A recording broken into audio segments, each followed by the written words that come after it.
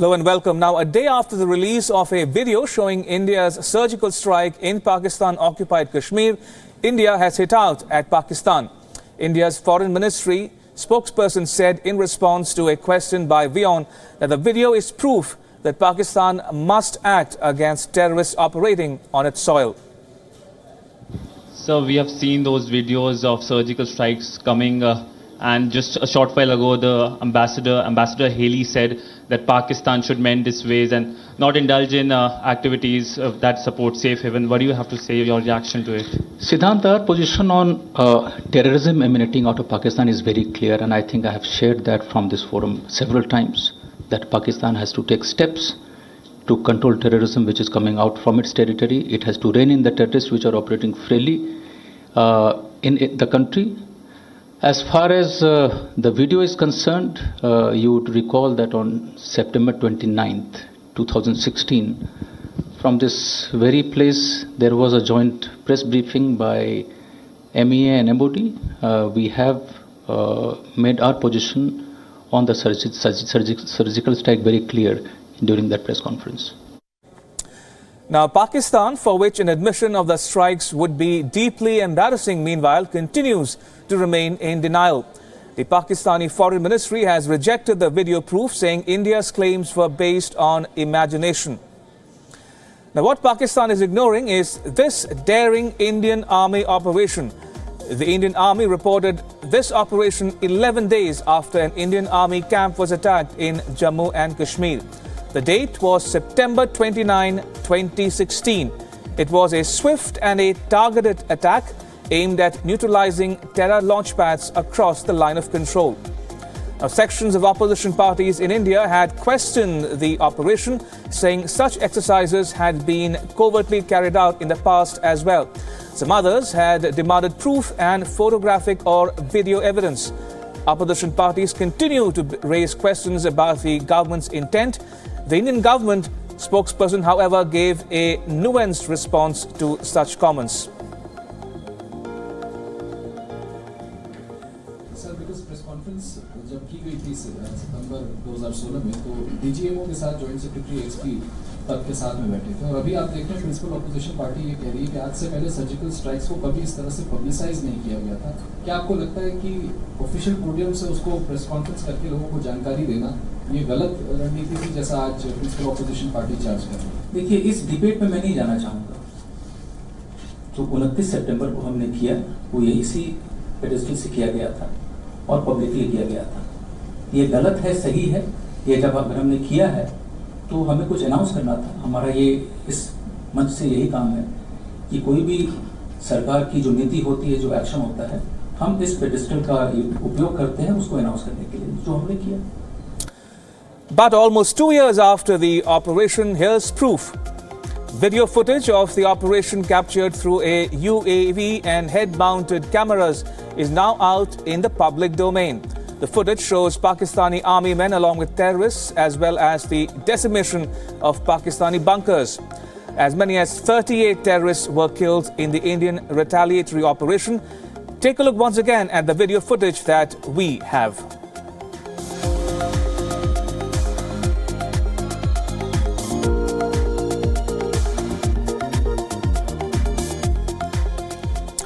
And WION Siddhant Sibal now joins me live from New Delhi. Siddhant, this would have come as a shot in the arm for India, isn't it? Incontrovertible proof. Well, it's a slap on the face of naysayers and especially on the face of Islamabad, which of course has been in denial mode. Even today, when the press conference happened, the weekly briefing in Islamabad, they said that it's imagination. But of course, that doesn't change the facts on the ground. And this video shows the facts that surgical strikes were done and a message was sent to Islamabad.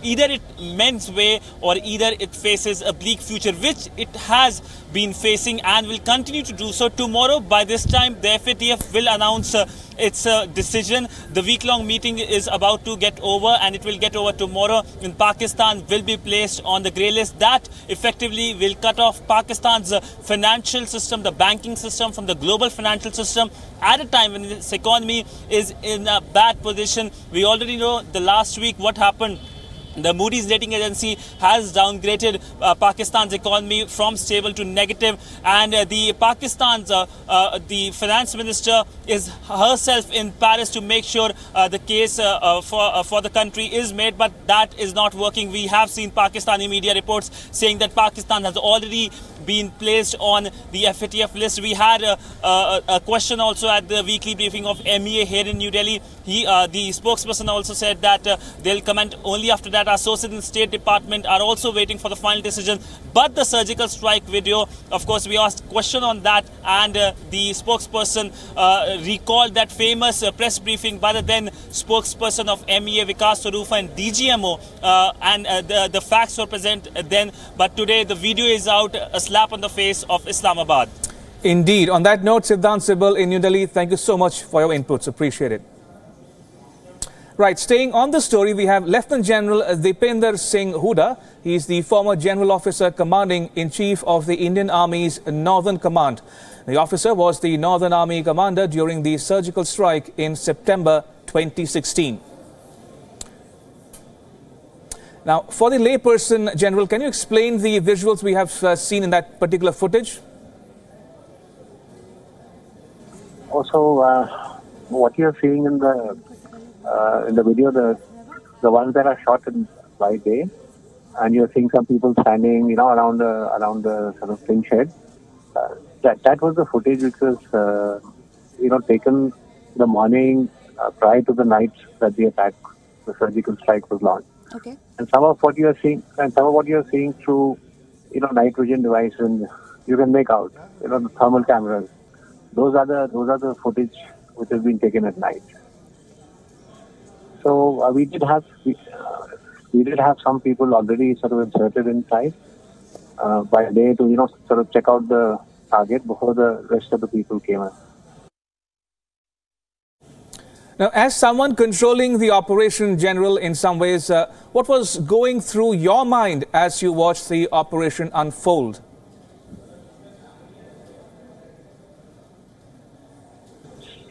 See, as there is always, certain amount of apprehension that everything should go off well. I mean, we have so many people across into Pakistan territory, and their lives are literally at stake. So there was a concern that everything should go off well.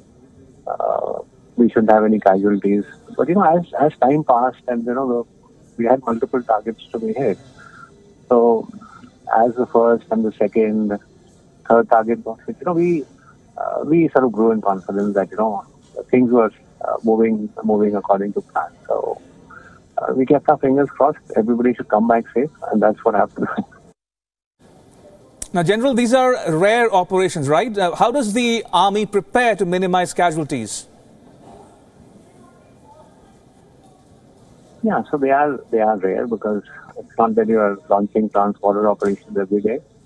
The preparation is immense, starting from gathering of intelligence about the target. So you have to sort of get satellite imagery, some human intelligence, to get details of the target.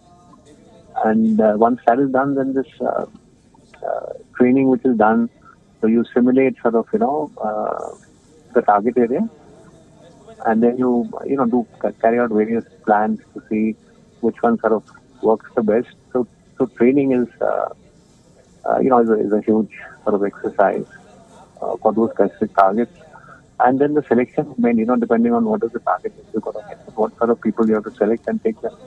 So all this requires fair amount of time. And so we had been preparing almost a year and a half. Right. And General Hooda, does this operation marry conventional warfare with modern technology in a way that's going to become more and more common going ahead? Yeah, for sure. Because, I think there is no option but to adopt technology for this. And it gives you, as I say, it's a force multiplier. But it does give you, numerous benefits in terms of techniques. And so it's for sure, it's going to, I think that's the way for the future. And in conclusion, General, the question some people are asking is, what did the strike achieve? Now, as a former army man, what do you think the army achieved with this particular surgical strike? See, I think, every effect is not necessarily physical. So there are also moral effects. And we talk a lot in the army about, moral domination over the enemy. And I think that's also an important part, particularly when you are sort of facing off each other along the line of control on a daily basis. So that moral domination over the enemy that, we've been able to do this. And then, there was also a message to our own soldiers. People were asking questions that we've lost 18 boys in Uri. And so what are we going to do? And so I think it was also sort of a message to our own soldiers that, you lost comrades, but it doesn't mean that, their lives will sort of go unavenged. So I think there were positives to it. Right. Right. On that note, General Hooda, thank you so much for speaking to us. Appreciate it. And WION's Taha Siddiqui joins me live from Paris. Good evening, Taha. A big setback for Pakistan, isn't it, of grey listing by the FATF?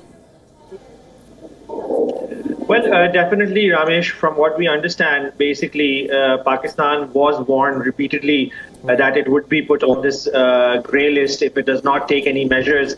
But in Pakistan, basically, this is being interpreted as some kind of relief also at the same time, which we have to point out, in the sense that earlier on the idea was that Pakistan will perhaps be put on the blacklist. But from what we are understanding, an official announcement is yet to be made with this regard from the FATF team, which will end their meeting tomorrow. But from what we understand, Pakistan has been put on a grey list because Pakistan proposed a 26-point agenda that they will be implementing in the coming months. And within 15 months, then there might be a review again to see whether or not Pakistan has done anything, has taken any measures when it comes to money laundering, when it comes to terror financing. But as of yet, it seems like there is some relief for Pakistan, but at the same time, a lot more scrutiny for Pakistan's international financial transactions in the coming days.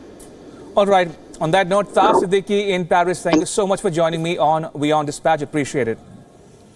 Right, moving on, the Jammu and Kashmir police has claimed to have made a major breakthrough in the murder case of journalist Shajat Bukhari. Senior police official SP Pani said that the conspiracy to murder Bukhari was hatched by terror outfit Lashkar-e-Taiba in Pakistan. The names and photographs of the 4 persons believed to be involved in the murder have been released. One of the accused is Sajjad Gul, who is a Lashkar operative from Srinagar who now lives in Pakistan. The police has still not disclosed the motive behind the murder. Shajat Bukhari, who was the editor-in-chief of Rising Kashmir newspaper, was gunned down outside his office in Srinagar on the 14th of June. 2 of his personal security guards were also killed in the attack. Malik, Naveed Jatt and Muzaffar. Now these 3 are now wanted by law. So at the end of it, there are 4 individuals who are wanted by the law, and the investigation has so far established that this terror crime was done by proscribed terrorist organization Lashkar-e-Taiba. The conspiracy was hatched in Pakistan and the execution was done by the 3 accused who are now wanted by the law. Right, moving on, a day after the release of the video showing India's surgical strikes in Pakistan-occupied Kashmir, the US has sent out a stern warning to Pakistan. Visiting American envoy to the United Nations, Nikki Haley has said that the US shares India's concerns on terrorism. She said the US values Pakistan as a partner, but will not tolerate it becoming a safe haven for terrorists. Haley also said that the US hopes Pakistan will display change. The United States is approaching our relationship with Pakistan differently than in the past. In many instances, Pakistan has been a partner with us, and we value and respect that. But we cannot tolerate its government or any other government giving safe haven to terrorists. We won't tolerate it. We're communicating this message to Pakistan more strongly than in the past, and we hope to see changes. The much anticipated 2+2 dialogue between the US and India has been postponed for the second time. The United States cited no specific reason for putting off the dialogue scheduled for the 6th of July. India's foreign ministry confirmed the postponement on Twitter, but clarified afterwards that much should not be read into it. The foreign ministry spokesperson said that the ties between the two countries were on a firm footing. On 2+2, Sridhar, I think after seeing the press statement by the US Embassy, that speculation should have been put to rest. This morning they have issued a statement, and the statement very clearly says that the scheduling change was prompted by reasons unrelated to the bilateral relationship. It also said both sides remain committed to the relationship. And I feel that after our statement and their statement on this matter, the wild speculation which some of the media outlets indulged in should be put to rest. The relationship is on a very firm footing, and I think there is nothing to suggest that there is any damage to the relationship. We have also mentioned that the two sides will remain engaged to finalize the dates for the dialogue in the near future, either in India or in the US. The US ambassador to the United Nations, Nikki Haley, who is in India on a 3-day tour, echoed India's sentiment on the 2+2 dialogue and said that it will take place. Our relationship will mark a new milestone when the US and India conduct the first ever 2+2 dialogue. The delay in that meeting was completely unrelated to India. The time and location are being rescheduled now. It will happen very soon. This is an important sign of how much our security and defense cooperation has grown in recent years, and the new level of strategic confidence in our partnership. The dialogue was put off earlier this year in April after US Foreign Minister Rex Tillerson resigned, and a confirmation by the upper house of America's legislature led to delay in the appointment of his successor, Mike Pompeo. The 2+2 dialogue format comprises the defense and foreign ministers of both countries. It was decided upon during Prime Minister Narendra Modi of India's summit with US President Donald Trump last year. The rupee opened at an all-time low of 68.89 against the dollar this morning, slipping a further 28 paise against the previous close of 68.61. It then breached the 69 to a dollar mark, hitting the all-time low for the first time. This was after the rupee closed at a 19-month low on Wednesday, posting the biggest single session fall, plunging 37 paise. Meanwhile, global investors have raised their short positions in Asian currencies over the past month, with bets on the Chinese yuan turning bearish for the first time in over a year as China-US trade tensions intensified. The demand for the Japanese yen has firmed. US debt yields have edged higher, underpinned by the US Federal Reserve's upward path for its benchmark interest rate, with a further 2 hikes likely this year. This has kept the dollar supported against a basket of 6 major currencies. With trade tensions between the world's 2 largest economies escalating, short bets on the yuan are at their highest since November 2016. Many regional central banks have tightened liquidity by raising rates in order to shore up their respective currencies, stem capital flight and tackle inflation.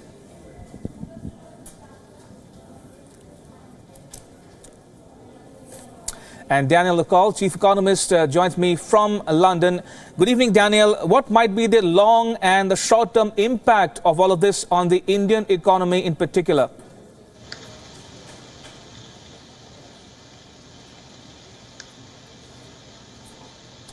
But Daniel, if you can hear me, I meant to ask you, what are the long-term and short-term impacts of this on the Indian economy? Hello? Yes, Daniel, can you hear me? Yes, I can hear you, sorry. What are the long-term impacts? What I think basically is that the Indian economy is so far quite shielded, but I think that what is important is that I think we have talked a few times about the risks of entering into large fiscal and trade deficits.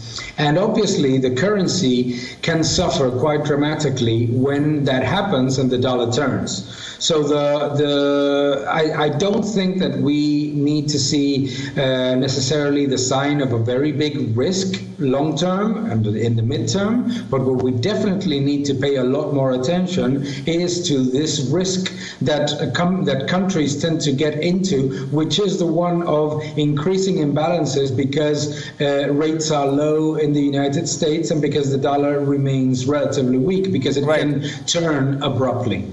And also, Daniel, it comes on the back of the crude prices going up, the rupee falling, and the trade tensions between India and the US and so on. So these are troubled times indeed for the Indian government. But how likely is it that the rupee might fall further? It is possible, particularly because what we are seeing right now is the beginning of the process of outflows from emerging market currencies and into developed market, particularly the US dollar and US Treasury. So it could fall a little bit further.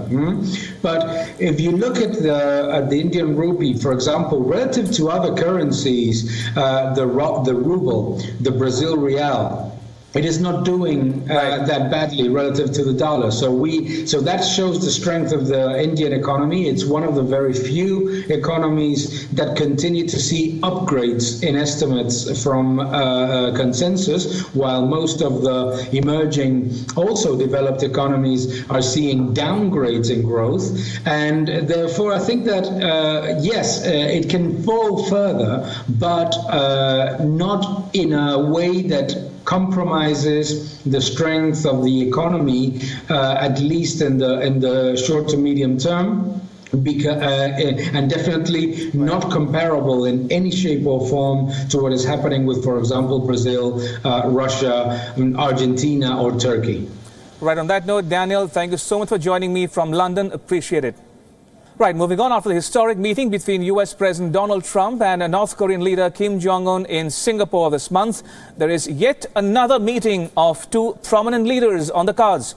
US President Donald Trump and Russia's President Vladimir Putin will be meeting on the 16th of July in Finland capital Helsinki. Trump had pitched the idea of a summit with Putin during a congratulatory phone call with the Russian president in March. Helsinki offers Putin his desired neutral ground in a country close enough to Russia. Trump, who has said he wants better ties with Russia, last met Putin in November in Vietnam on the sidelines of an Asia-Pacific summit. Russia has hung heavy over Trump's presidency from the get-go. In fact, the U.S. Special Counsel Robert Mueller is still investigating whether Trump's 2016 presidential campaign colluded with Russia. Moscow, for its part, has denied meddling in the U.S. election, just as the Trump camp has maintained.